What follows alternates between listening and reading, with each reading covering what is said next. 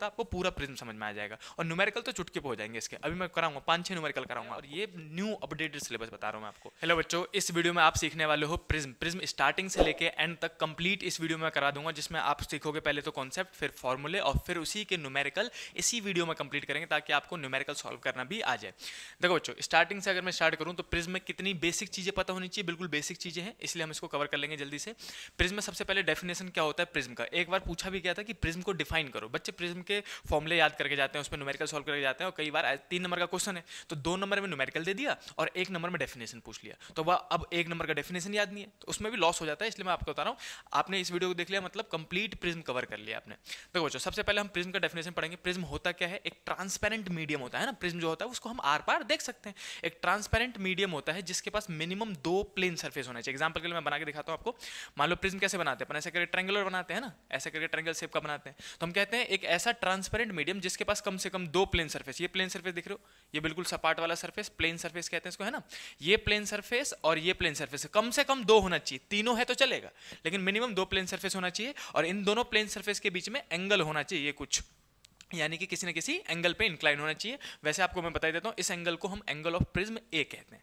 तो इसी को हम डेफिनेशन में लिखते हैं कि ये है क्या, एक ट्रांसपेरेंट मीडियम जिसके पास कम से कम 2 प्लेन सरफेस होगा और उसके बीच में कुछ एंगल होगा। तो मैं जल्दी से रीड कर देता हूं। देखो क्या कह रहा है, एक transparent medium that has minimum 2 free surfaces. Free surfaces नहीं बच्चों, ये प्लेन सरफेसेस है। एक मिनट, इसको हम प्लेन सरफेस लिखेंगे, फ्री सरफेस नहीं लिखेंगे।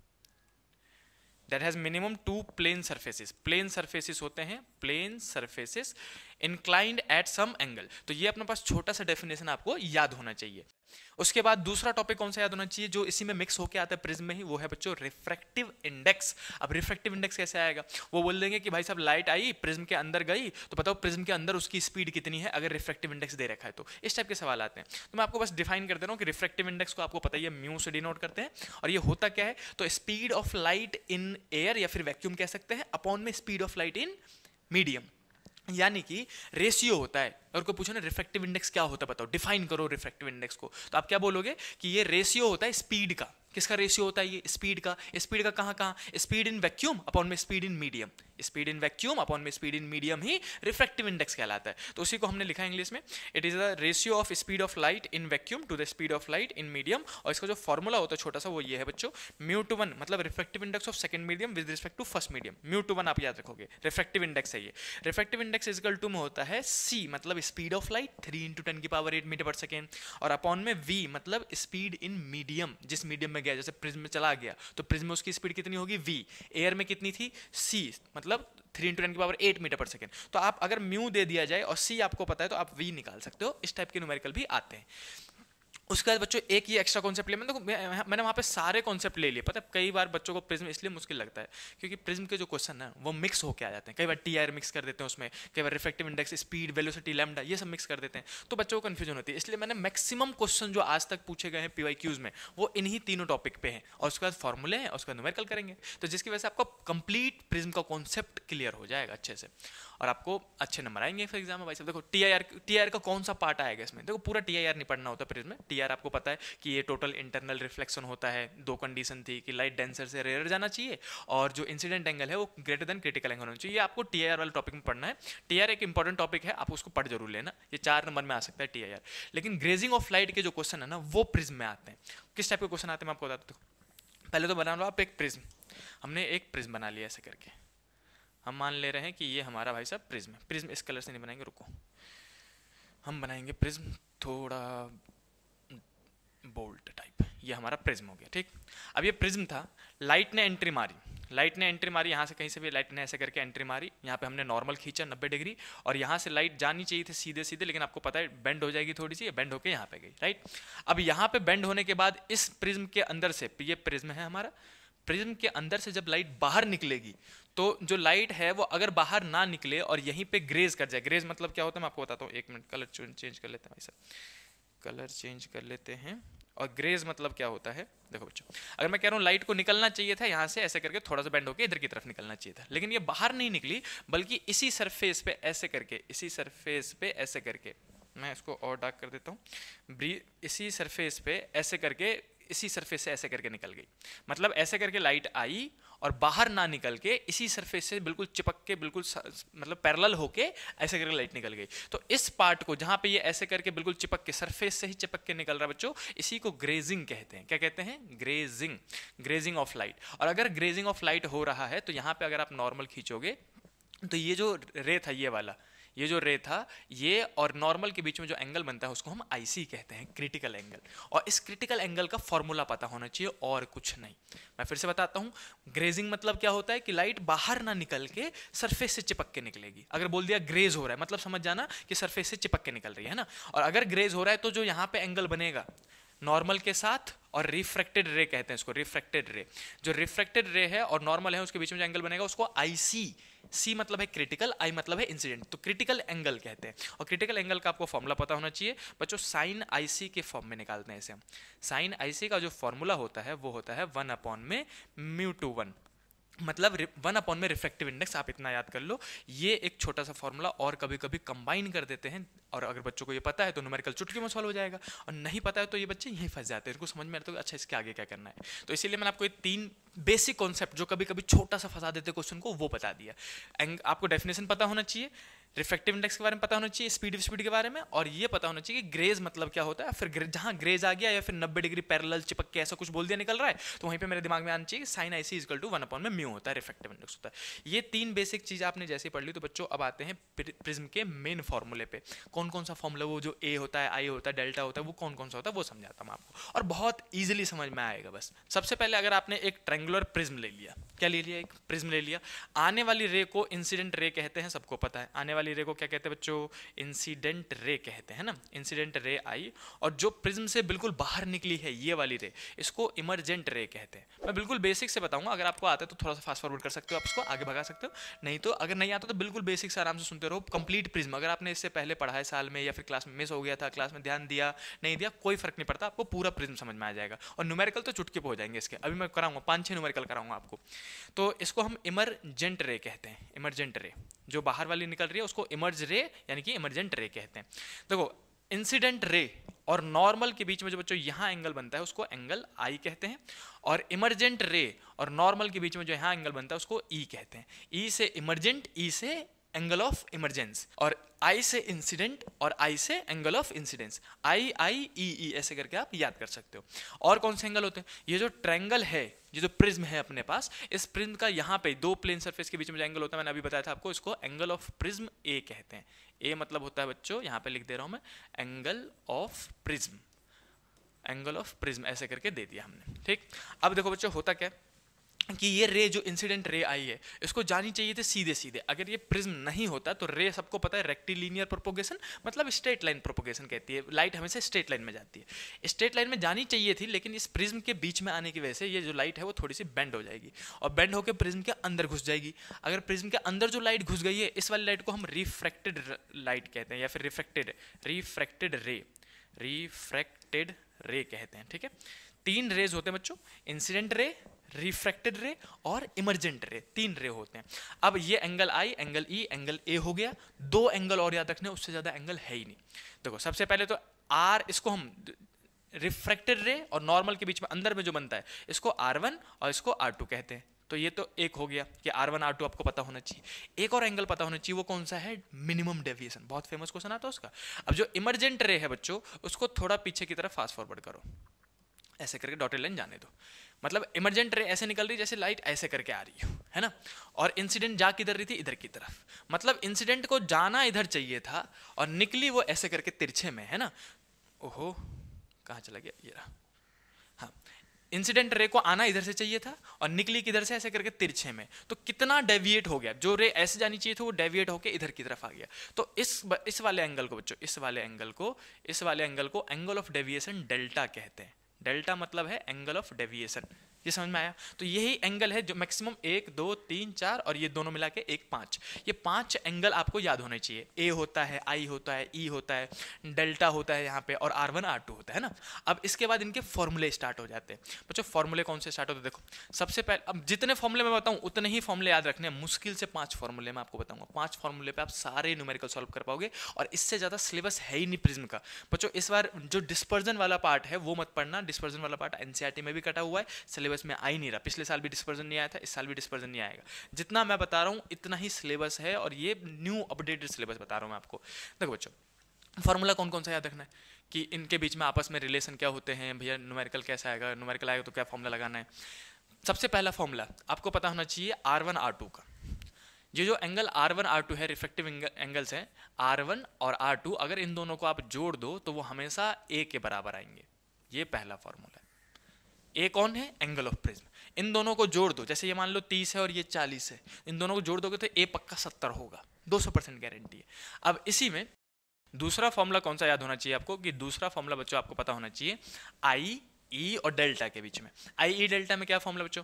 जो डेल्टा होता है वो होता है बराबर आई प्लस में ई माइनस ए के। ये एक छोटा सा फॉर्मूला है, जितनी बार न्यूमेरिकल सॉल्व करोगे आराम से याद हो जाएगा। डेल्टा मतलब क्या है? Angle of deviation. Angle of deviation जो है वो आई मतलब एंगल ऑफ इंसिडेंस प्लस में एंगल ऑफ ई और माइनस में ए के बराबर होता है। ये दो छोटे छोटे फॉर्मूले हैं, और इन्हीं के बिहाफ पे तीसरा फॉर्मूला निकलता है। तीसरा फॉर्मूला कहाँ आता है बच्चों? कंडीशन के हिसाब से। क्वेश्चन में कई बार वो बोलेंगे आपको कि जो डेविएशन हो रहा है ना डेल्टा, वो मिनिमम है, सबसे कम डेविएशन हो रहा है, उससे ज़्यादा डेविएशन, उससे कम डेविएशन हो ही नहीं सकता। अगर जो लाइट है वो मान लो मिनिमम, अगर इस प्रिज्म की वजह से कम मैक्सिमम 30 डिग्री घूम सकती है, तो वो 30 डिग्री पे है, डेविएशन जो है वो मिनिमम है। जैसी कंडीशन में ये आ जाए कि जो डेविएशन डेल्टा है वो मिनिमम है, सबसे कम डेविएशन हो रहा है, उसी वक्त आप समझ जाओगे दो कंडीशन कि R1 और R2 बराबर हो जाते हैं और I भी बराबर हो जाता है E के। ये कंडीशन है बच्चों कि जब डेविएशन जो होगा वो मिनिमम होगा, उस वक्त R1 R2 बराबर होते हैं और I और E भी बराबर होते हैं। एग्जाम्पल के लिए, अगर डेविएशन सबसे कम हो रहा है, मिनिमम हो रहा है, ये डेल्टा मिनिमम है, तो अगर ये इंसिडेंट एंगल 30 डिग्री है तो इमरजेंट भी 30 डिग्री होगा। इसलिए मैंने बोला आई और ई बराबर हो जाते हैं इस वक्त। और अगर आर अगर मान लो 60 डिग्री है तो ये R1 R2 दोनों ही 60 डिग्री होंगे। एग्जाम्पल्स बता रहा हूँ आपको कैसे समझोगे। अगर ये हुआ तो इन्हीं दोनों फॉर्मूले का एक नया रूप लिखा जा सकता है, जिसको मैं आपको इसको कह रहा हूँ तीसरा क्या है कि अगर R1 बच्चों R2 के बराबर है, ये भी R1 ये भी R है, ये भी R है, दोनों R हो गए, तो ये R प्लस R 2R हो जाएगा, है ना। और 2R इजिकल टू में A, अगर मैं लिखता हूँ 2R इजिकल टू में A, तो हम लिख सकते हैं यहीं पे कि R निकालने जाऊंगा तो वो हमेशा A का आधा हो जाएगा, है ना। ऐसा करके निकाल सकते हैं। तो ये वाला कई बार फॉर्मूले आते हैं कि एंगल ऑफ प्रिज्म जो है वो 60 डिग्री है, तो रिफ्लेक्टिंग एंगल आप आराम से 30 ले सकते हो, सीधे सीधे दिमाग में आ सकता है। तो ये तो हो गया इसका अपग्रेडेड वर्जन। चौथा फॉर्मूला किसका है बच्चों? इसका। कंडीशन क्या थी कि जब डेविएशन मिनिमम होता है तो आई ई के बराबर हो जाता है, तो मैं यहीं से निकाल सकता हूँ। डेविएशन को हटा के लिख दो बच्चों डेल्टा मिनिमम, डेल्टा एम लिख दे रहा हूँ, ठीक। आई और ई दोनों बराबर है तो इसको आई लिखूंगा तो ये भी आई लिखा जा सकता है क्योंकि दोनों बराबर है। तो आई और आई 2i हो जाएगा, है ना, 2i माइनस में a। अब इस फॉर्मूले से क्या निकाल सकते हो आप? i निकाल सकते हो। i कैसे निकालोगे? डेल a माइनस में इधर जाएगा तो प्लस में, तो मैं लिखूंगा यहीं पे लिख दे रहा हूं मैं आगे करके कि i निकालने जा रहा हूं मैं, तो i इजिकल टू में आना चाहिए ये इधर जाके प्लस, यानी कि डेल्टा मिनिमम प्लस में a। सिर्फ डेल्टा लिख दे रहा हूँ, डेल्टा मिनिमम है बच्चों, और ये इधर गया तो हो गया, लेकिन 2 इसके साथ मल्टीप्लाई में है, इधर जाएगा तो डिवाइड में, तो अपॉन में 2, तो ये आई का फॉर्मूला निकल जाता है। आई और आर आप चाहो तो ऐसे भी निकाला जा सकता है। अब इसी के बाद में हम करेंगे बच्चों पांचवा फॉर्मूला और लास्ट फॉर्मूला, ये मान लो। तो मैक्सिमम 5 फॉर्मूले, कितने फॉर्मूले आपने पढ़े कि R1 R2 A के बराबर होते हैं, डेल्टा इजिकल टू में I प्लस ई माइनस ए होता है। इन्हीं में कंडीशन लग जाती है कि डेल्टा अगर मिनिमम है तो R1 R2 बराबर होके 2R होके R इजिकल टू में A/2 आ जाता है, और अगर डेल्टा मिनिमम है तो I E के बराबर भी हो जाता है उस वक्त, तो दोनों को हम I लिख सकते हैं। तो 2I और 2I में से I निकालोगे तो डेल्टा प्लस A/2। एक फॉर्मूला और आपको पता होना चाहिए इसी में, मैं इसको थोड़ा ऊपर स्लाइड कर देता हूँ। देखो बच्चों, अब अगला फॉर्मूला कौन सा पता होना चाहिए आपको? पांचवा और मेन फॉर्मूले में से एक कह लो इसको बच्चों, ये ही मेन फॉर्मूले हैं जो मैं अभी बताऊंगा। मैं आपको 2 फॉर्मूले बता देता हूँ, मैक्सिमम 5 और 6। ये तो एक ही में काउंट होता है बच्चों, एक ही में काउंट होता है ये। चलो अब लास्ट फॉर्मूला कौन सा है कि आपने रिफ्रैक्टिव इंडेक्स स्नेल्स लॉ सुना होगा। स्नेल्स लॉ जिसको हम भौवे लॉ भी कहते हैं, स्नेल्स लॉ।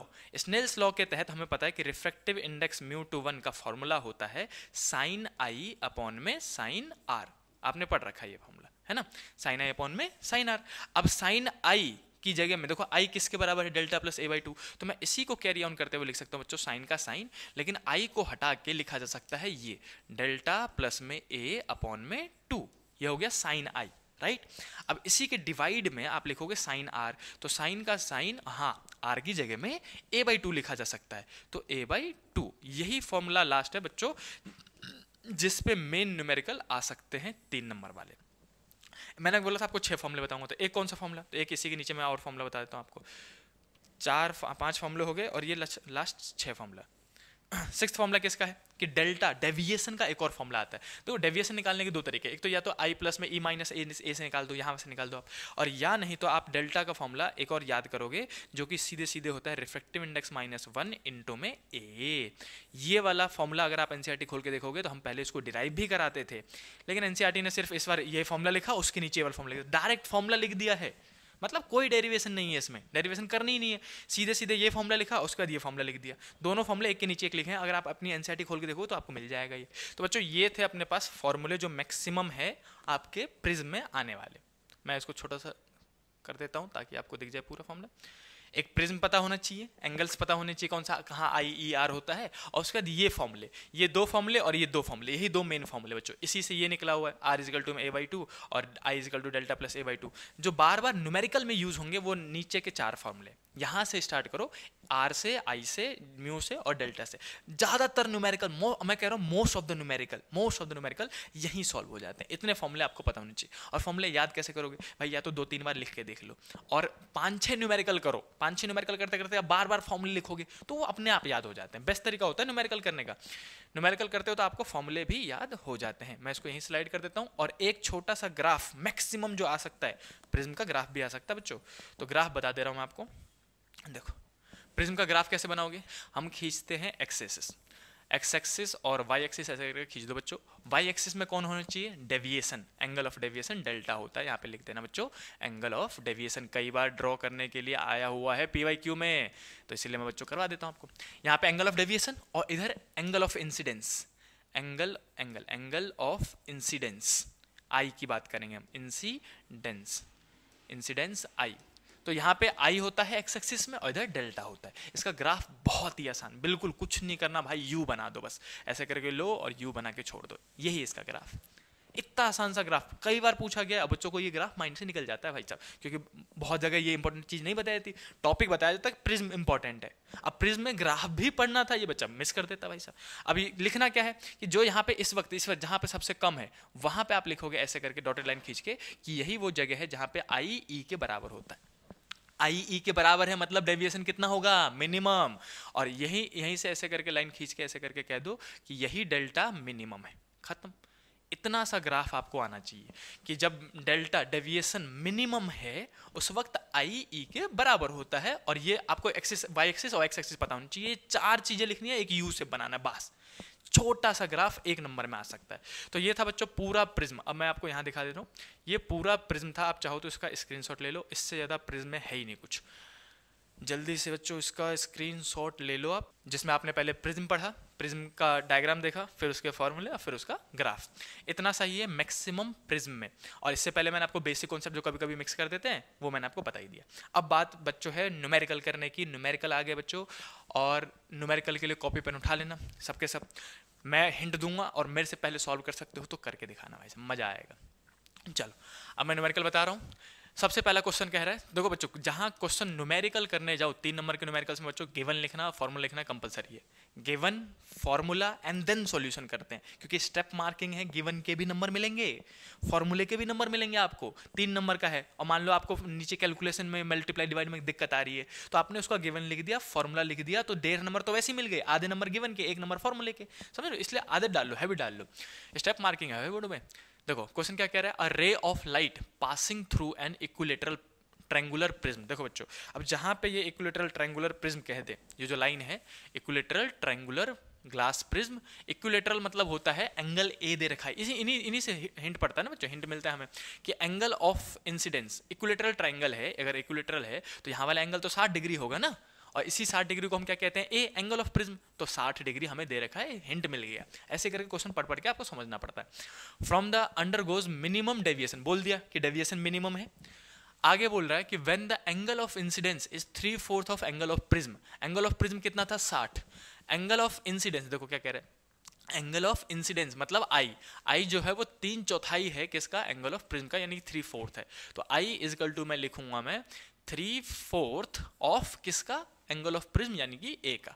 इसी को सॉल्व करके मैं बच्चों आई निकाल लूंगा जल्दी से, कितना आएगा ये 3/4 का 3/4 और इनटू में 60 डिग्री है तो 60 डिग्री हो जाएगा। इसको काटूंगा तो 2 से, या फिर डायरेक्टली काट सकते थे 15 से काट देता हूँ डायरेक्टली, 15 4 जा 60 है ना, 15 और 15 3 जा 45, तो हमारा एंगल ऑफ इंसिडेंस कितना दे रखा है 45। दो चीजें मिल गई, ए मिल गया और आई मिल गया, ये क्वेश्चन नहीं दे रखा था, ऐसे करके गिवन था है ना।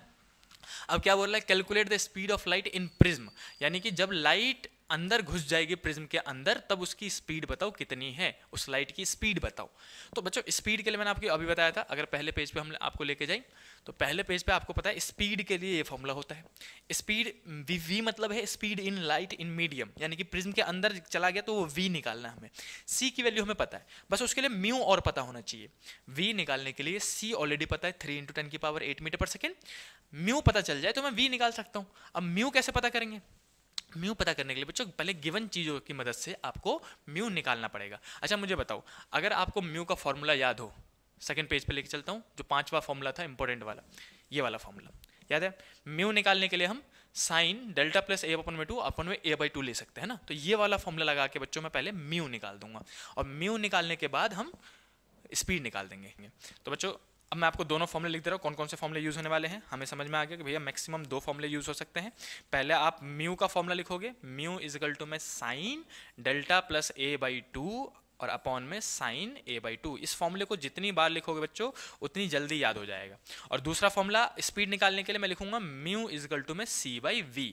तो यहाँ से और यहाँ से इन दोनों की मदद से आप इस फॉर्मूले को आराम से सॉल्व कर सकते हो। 3 नंबर का क्वेश्चन बैठता है जिसमें इसकी मदद से आप सबसे पहले म्यू निकालोगे और म्यू को पुट करके इसमें से वी निकालोगे। अब चलो जल्दी से स्क्रीन को पॉज करो और खुद सॉल्व करो, इसको खुद सॉल्व करके आंसर मैच कर लेना। मैं सॉल्व कर रहा हूँ यहाँ पे आपके लिए, तो लेकिन बाद में आंसर मैच कर लेना, आप खुद सॉल्व करने की कोशिश करो। चलो अब मैं म्यू निकाल देता हूँ बच्चों जल्दी से। तो हम लिखेंगे म्यू और साइन का फॉर्मूला, साइन का साइन लिखा, डेल्टा, डेल्टा की वैल्यू कितनी है बच्चों, डेल्टा डेल्टा बच्चों डेल्टा डेल्टा डेल्टा गिवन है ही नहीं। अब डेल्टा गिवन नहीं है तो मैं इसी को साइन आई अपॉन में साइन आर वाला कॉन्सेप्ट लेके सकता हूँ। क्यों, क्योंकि दे रखा है साइन आर, साइन आई दे रखा है, साइन आई की वैल्यू दे रखी है हमको, डेल्टा गिवन नहीं है तो या तो डेल्टा निकाल लो। डेल्टा कहाँ से निकालोगे, आपके पास 2 तरीके हैं यहाँ पे, या तो डेल्टा निकाल लो, डेल्टा का फॉर्मूला 2i माइनस में a अभी बताया था मैंने आपको है ना, यहाँ तो यहाँ से डेल्टा निकाल के पुट कर लो, या फिर साइन आई अपॉन में साइन आर निकाल लो। उसके लिए आपको r निकालना पड़ेगा और r होता है a/2।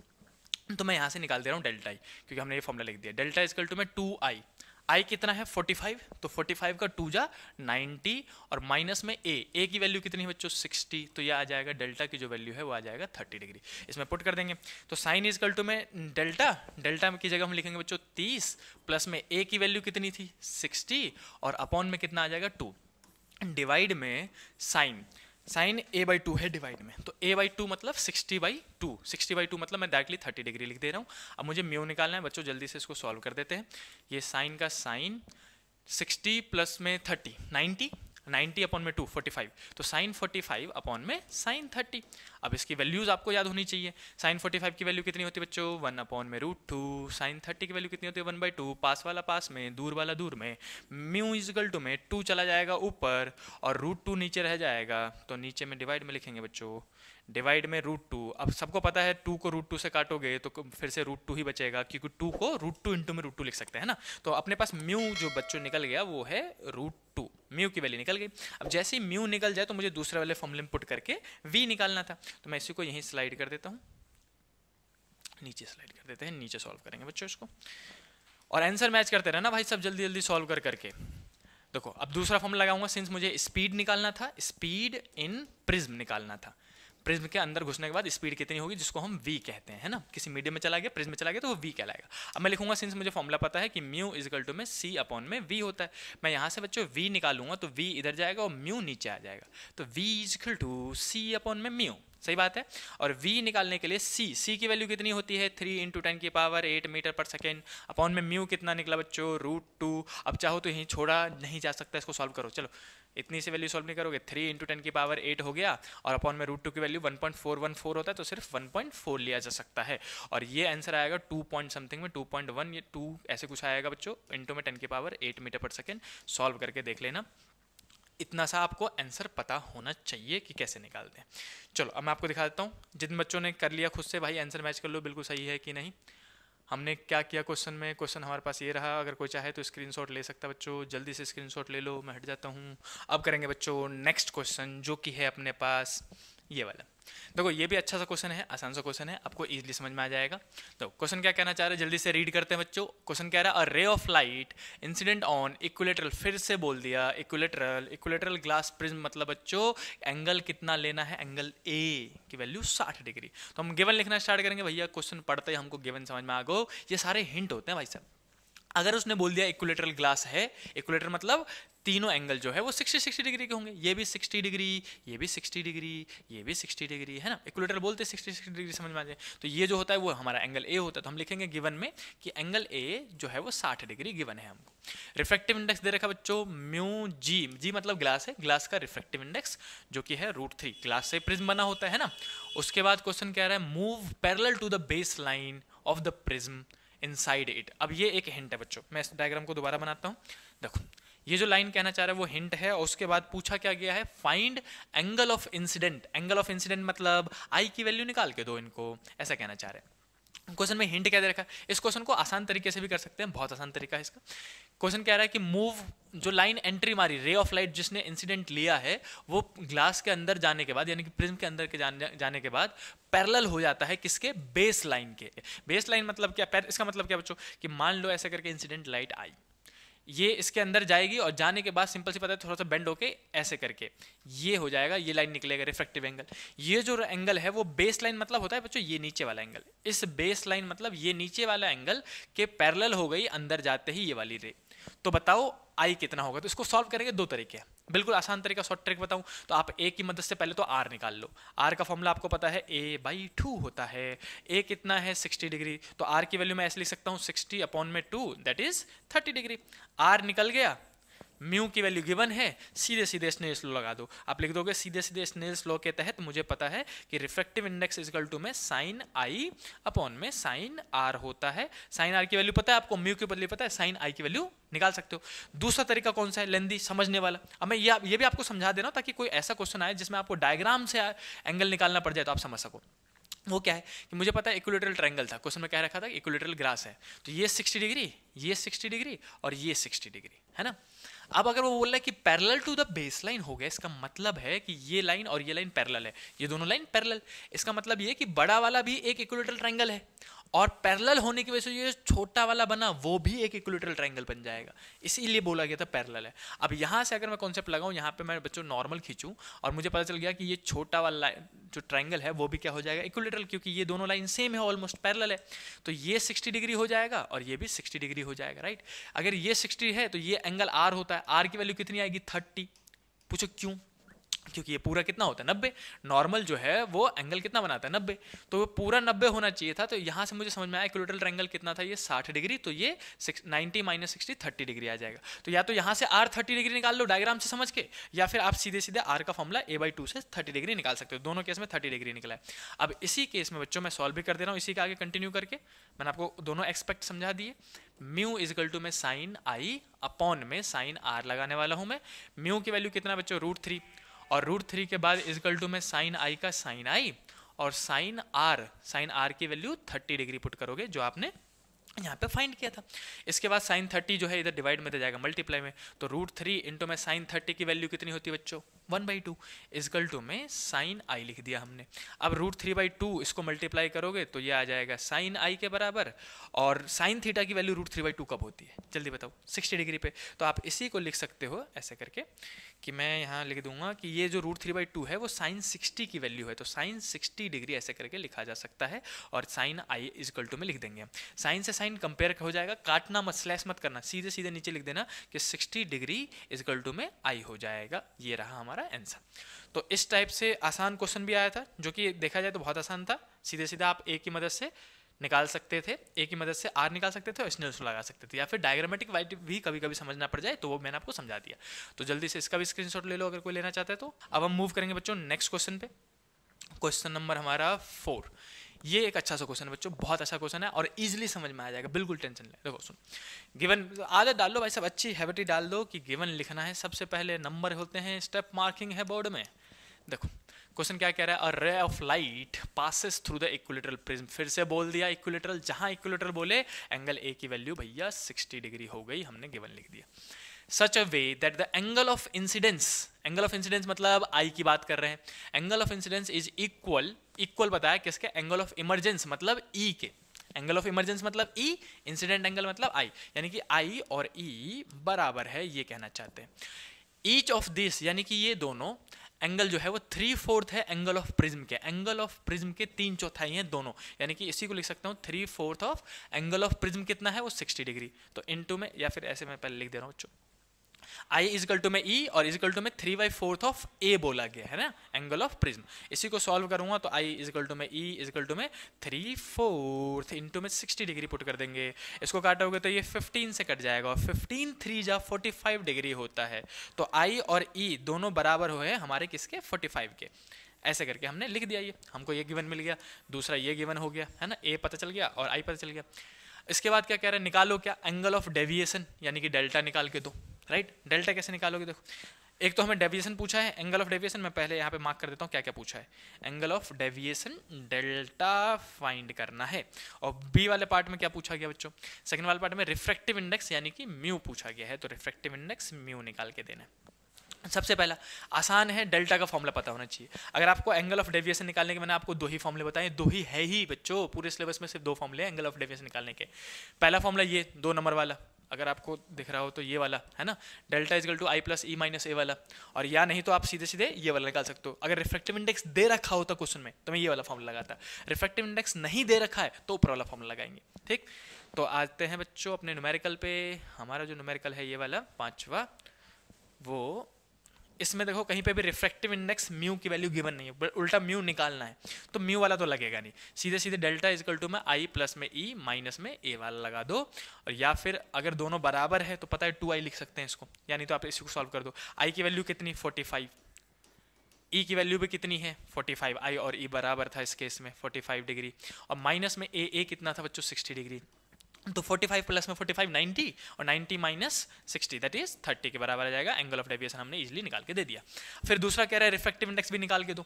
अब रिफ्रैक्टिव इंडेक्स के लिए बड़ा वाला फॉर्मूला 5वां वाला फॉर्मूला है ना, म्यू इजकल टू में साइन डेल्टा प्लस में ए अपॉन में 2 और अपॉन में साइन a/2 लगा दो, जल्दी से आराम से निकल जाएगा। क्यों, क्योंकि डेल्टा निकल गया और a गिवन है तो आप आराम से निकाल सकते हो।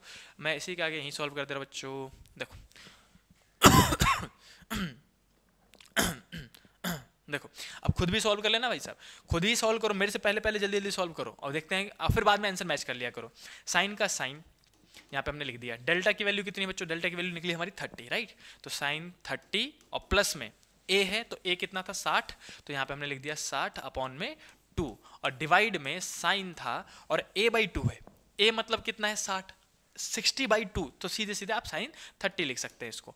अब मुझे निकालना है म्यू, तो इसको जल्दी से सॉल्व कर दो। साइन का साइन 30 प्लस में 60 90, 90 अपॉन में 2 45, तो साइन 45 अपॉन में साइन 30। इनकी वैल्यूज भी तो याद होनी चाहिए, वैल्यू याद होनी चाहिए भाई साहब, ये एग्जाम में गिवन नहीं होगा, साइन 45 एग्जाम में कहीं गिवन नहीं होगा, खुद याद होना चाहिए। साइन 45 कितना होता है बच्चों 1/√2 और साइन 30 कितना होता है 1/2। अब पास वाला पास में भेज दो, दूर वाला दूर में भेज दो, तो जो आंसर निकल के आएगा मैं यही कर दे रहा हूँ, म्यू इजकल टू में 2 चला जाएगा ऊपर 1 के पास, तो 2 1 जा 2 और √2 के पास 1 जाएगा तो √2 ही रहेगा। और सबको पता है इसको काट के 2 को √2 इंटू में √2 लिख सकते हैं, तो काट के इसको काटोगे तो सिर्फ ऊपर में एक √2 बच जाएगा, तो म्यू इजकल टू में आ गया √2। ये हमारा आंसर हो गया। तो हमने दोनों पार्ट सॉल्व कर दिए, डेल्टा भी निकाल दिया और म्यू भी निकाल दिया। किस फॉर्मूले से? यही फॉर्मूला हमने उठाया और एक डेल्टा का फॉर्मूला उठाया। पता नहीं जितने फॉर्मूले मैंने 5-6 फॉर्मूले बताए हैं, इसी पे सारे न्यूमेरिकल सॉल्व होने। अब चाहो तो जल्दी से इसका भी स्क्रीनशॉट ले लो, और क्वेश्चन पढ़ पढ़ के समझ में आना चाहिए कि गिवन के हिसाब से क्या लिखना है। अगर गिवन लिख पा रहे हो, आप क्वेश्चन को डिकोड कर पा रहे हो, तो आपके न्यूमेरिकल आराम से हो जाएंगे। बस उसके लिए फॉर्मूला याद होना चाहिए। अब बच्चों मूव करते हैं ये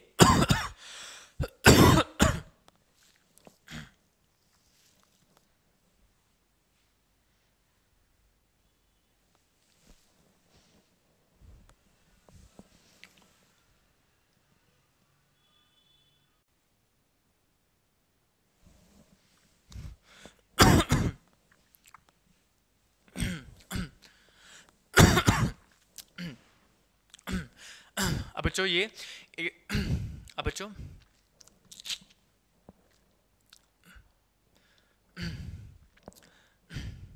अब बच्चों ये एनसीईआरटी का ही क्वेश्चन है 9.21 जो मैंने आपको यहाँ पे लिया है। इस क्वेश्चन में एक छोटा सा सिली मिस्टेक कह सकते हैं या फिर एक छोटी सी वैल्यू की मिस्टेकन है, वो मैं आपको बता दे रहा हूँ ताकि अगर आप एनसीईआरटी सॉल्व करने जाओ फिर बोलो भैया ये वाला प्रिज्म का क्वेश्चन है एनसीईआरटी का सॉल्व नहीं हो रहा है। भाई साहब छोटी सी सिली मिस्टेक है इस बार के एनसीईआरटी में, ये वैल्यूज नहीं देनी चाहिए थी इनको, क्योंकि ये वाली वैल्यू 12th क्लास में निकालना बच्चों को हम नहीं सिखाते हैं।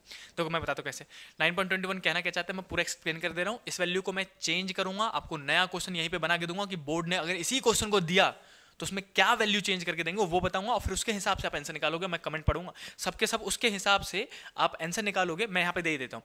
यहाँ पे उन्होंने रिफ्रैक्टिव इंडेक्स, देखो बच्चों लास्ट लाइन पहले पढ़ा दे रहा हूँ। The refractive index of the material is इतना 1.524। इससे बच्चों न्यूमेरिकल सॉल्व नहीं कर सकते 12th क्लास के, कि ये वाली मैथ उनको नहीं सिखाई गई है।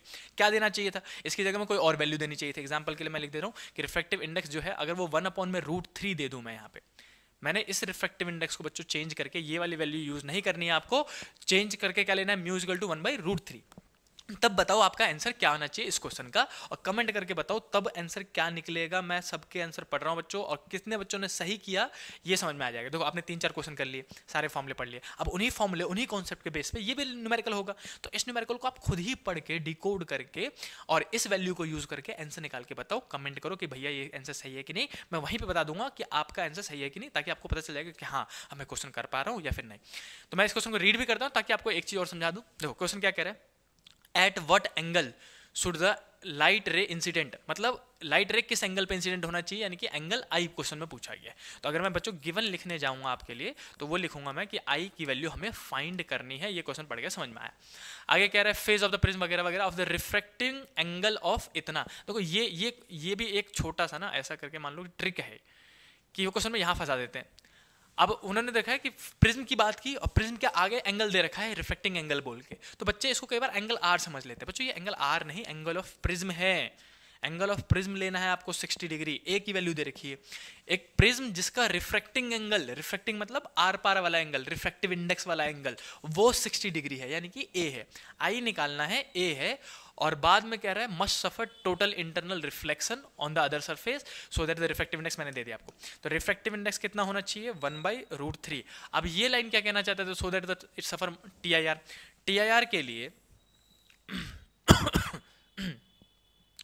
TIR के लिए मैंने आपको बताया था अभी कि ये चाहते हैं कि ये इंसिडेंट रे है, ये यहाँ से बेंड होके ऐसे करके नॉर्मल खींचोगे, ये बेंड होके इधर की तरफ जाएगी और यहाँ जाने के बाद वो TIR कर जाए, अंदर की तरफ आ जाए, बाहर ना जाए। तो बताओ इस वक्त एंगल ऑफ ये इंसिडेंस कितना होगा? तो मैंने आपको एंगल ए दे दिया है, रिफ्रैक्टिव इंडेक्स दे दिया है, और ए निकालने ए की वजह से आप आर निकाल सकते हो। आपको सबको पता है ए की वैल्यू की मदद से आप आर निकाल दोगे, 30 डिग्री आ जाएगा ऐसे करके, और फिर आप इस वैल्यू का वैल्यू निकाल के एंगल ऑफ इंसिडेंस बताओगे इस केस में कितना आएगा। अब जल्दी से इसको बच्चों खुद ही सॉल्व करो, मैं बिल्कुल नहीं कर रहा। एनसीईआरटी में ये क्वेश्चन है। अब अगर आप देखो म्यू की वैल्यू 1.524 पुट करोगे ना, वो 19 डिग्री में या फिर 31 डिग्री में, 41 डिग्री में, इस टाइप के आएंगे, और ये वाला एंगल नहीं है, इसलिए मैंने आपको ये क्वेश्चन सॉल्व करवा दिया। बिल्कुल मत घबराना, इसको जल्दी से आंसर सॉल्व करके बताओ। अब मूव करते हैं बच्चों नेक्स्ट क्वेश्चन पे। नेक्स्ट क्वेश्चन और लास्ट क्वेश्चन आज की क्लास का। तो बच्चों मैंने आपको पूरा प्रिज्म पढ़ाया, प्रिज्म के स्टार्टिंग बेसिक्स बताए, फिर उसके फॉर्मूले, और फिर ये जो न्यूमेरिकल। जितना मैंने आपको करवाया ना वो मुश्किल से 4-5 पेज के नोट्स बनेंगे। तो इस वीडियो के बाद आराम से फिर से रिकैप कर करके नोट्स जरूर बना लेना। पहले हमने फर्स्ट पेज में छोटा सा, आपके आधे पेज में आ जाएगा कि इसको एंगल प्रिज्म किसे कहते हैं, रिफ्रैक्टिव इंडेक्स और टीआईआर वाला कॉन्सेप्ट, ग्रेजिंग वाला। फिर उसके फॉर्मूले लिख दिए उसके नीचे, फिर उसके आगे 2-3 पन्नों में न्यूमेरिकल सॉल्व कर लिए, खत्म। प्रिज्म सीधे सीधे 3 नंबर का मतलब गेन हो जाएगा आपका। अब बच्चों लास्ट क्वेश्चन पे मूव करते हैं इस चैप्टर के, जो कि क्या है, सॉरी इस चैप्टर कह रहा हूँ, इस टॉपिक के, जो कि है प्रिज्म।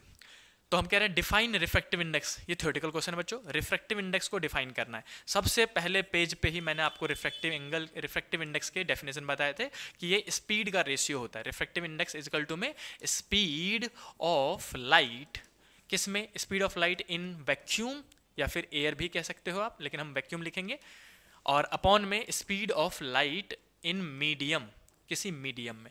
तो यही आपको इंग्लिश में लिखना है, जो कि मैंने आपको फर्स्ट पेज पे लिख दिया था, आप खुद करोगे वहां से।